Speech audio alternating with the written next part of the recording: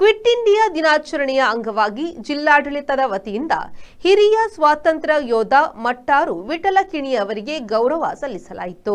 ನಗರದ ಕುದ್ರೋಳಿ ಅಳಕೆಯಲ್ಲಿರುವ ವಿಠಲಕಿಣಿ ಅವರ ಮನೆಗೆ ಪೊಲೀಸ್ ಆಯುಕ್ತ ಸುಧೀರ್ ರೆಡ್ಡಿ ಮತ್ತು ಜಿಲ್ಲಾಧಿಕಾರಿ ದರ್ಶನ್ ಎಚ್ವಿ ಅವರು ಭೇಟಿ ನೀಡಿ ಸನ್ಮಾನಿಸಿ ಗೌರವಿಸಿದರು.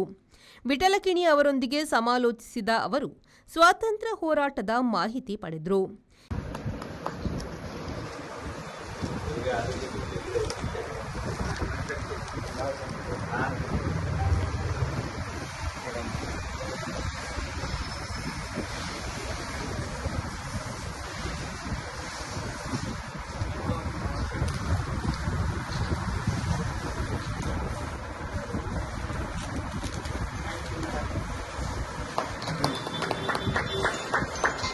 ಈ ಸಂದರ್ಭದಲ್ಲಿ ಮಂಗಳೂರು ಉಪವಿಭಾಗಾಧಿಕಾರಿ ಮೀನಾಕ್ಷಿ ಆರ್ಯ, ತಹಶೀಲ್ದಾರ್ ರಮೇಶ್ ಬಾಬು, ಕಸಬಾ ಕಂದಾಯ ನಿರೀಕ್ಷಕ ಚೇತನ್ ಮತ್ತಿತರರು ಉಪಸ್ಥಿತರಿದ್ದರು.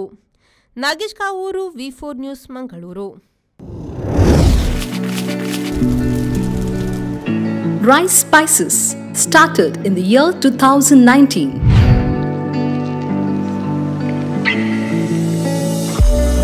Today we have crossed 45 plus products. All our products are pure and natural without any adulteration. The products have authentic recipes. Process of preparation is also in a traditional way. We supply products to different supermarkets, retail shops, and we take up bulk orders for hotels and caterers.